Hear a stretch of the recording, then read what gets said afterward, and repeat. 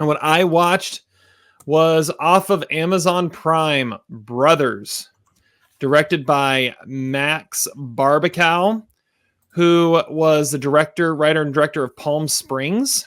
And this was like, well, I guess he had a TV movie in 2020, but this was like his Macon Blair. Yeah, this was like his big follow-up to Palm Springs, his first like true feature film since then. And it's got a huge cast. We've got Josh Brolin, Peter Dinklage, Taylour Page, Emmett Walsh in one of his final roles, Brendan Fraser, Glenn Close. It's a great cast, and the premise is you have twin brothers, played, of course, by Josh Brolin and Peter Dinklage, who are like lifetime criminals. And Peter Dinklage ends up in prison. His character's name is JD. Josh Brolin's character's name is Moke. And so JD goes to prison. Moke kind of remakes his life, meets someone, and that someone is Taylour Page, who plays Abby. And he kind of starts his life fresh. Peter Dinklage gets out of prison and pulls him back into this life of crime for one last job. Glenn Close plays their mom, who is the matriarch in all ways and taught them their life of crime. And Brendan Fraser plays a prison guard that like got Peter Dinklage released early so he could pull off a job for him. And his father is a judge played by the late Emmett Walsh. This movie's a mess. This movie is not funny. This movie, it thinks it's like Twins meets Dumb and Dumber, but a little bit of like Logan Lucky or something like that. Josh Brolin and Peter Dinklage are fine, but they don't really have great material. And this movie was not written by Max Barbakow. It was written by Ethan Cohen and Macon Blair. Yeah, Glenn Close is just kind of there. And I don't know if there's a movie Brendan Fraser fits in anymore. Like, he shows up. He is this larger than life, louder than life, completely ridiculous character.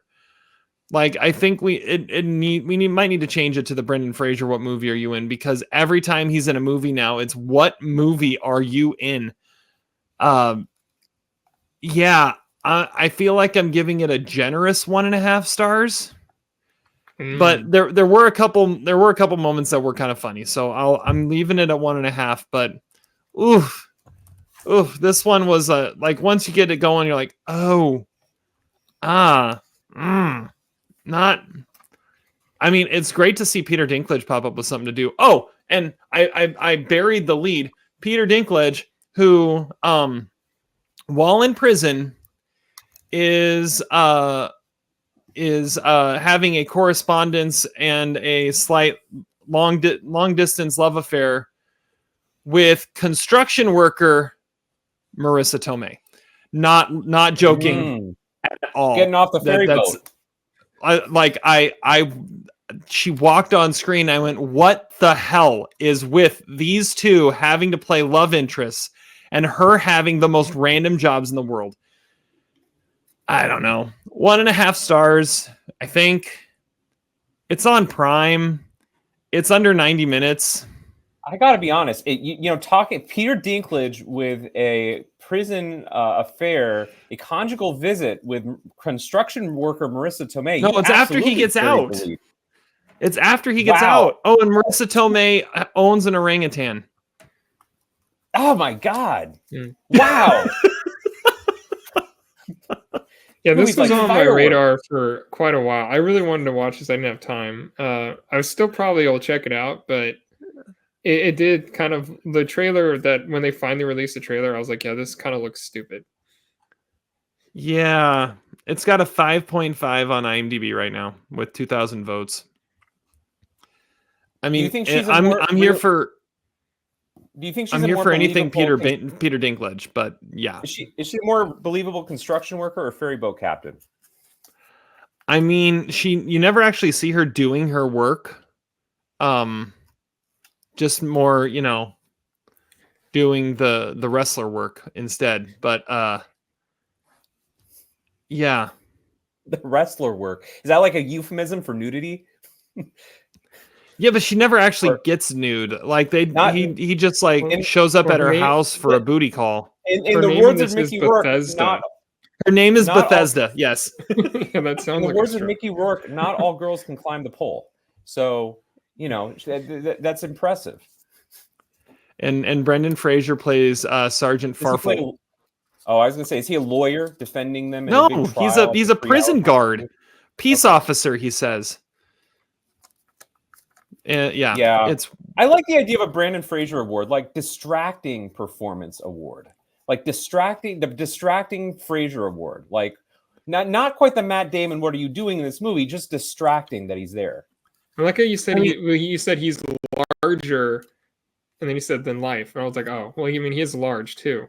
Like him in that Soderbergh movie, it was like it was fat shaming. That's what I was gonna say. Is he is like when he was in like the 90s, he was like a heartthrob, and he was tall. You didn't necessarily notice it that much, but he's a tall dude. Now he's just like a mountain of a man whenever he's on screen, and it's. Let's just keep up the fat euphemisms. Is he earth shattering? Does the earth move when he walks on screen? It's not even that. It's not even that he's like. I'm not necessarily saying he's fat. He's just big. He's just a big dude, and you add to the fact that he's like 6'4", it just adds to his big dudeness. I don't know. Nice. I like fat euphemisms, especially when they're applied to like Bartolo Colon, But it sounds like this is a comparable. Could maybe Brendan Fraser as Bartolo Colon? Could that be the movie that we get sometime? That just checks off all the boxes.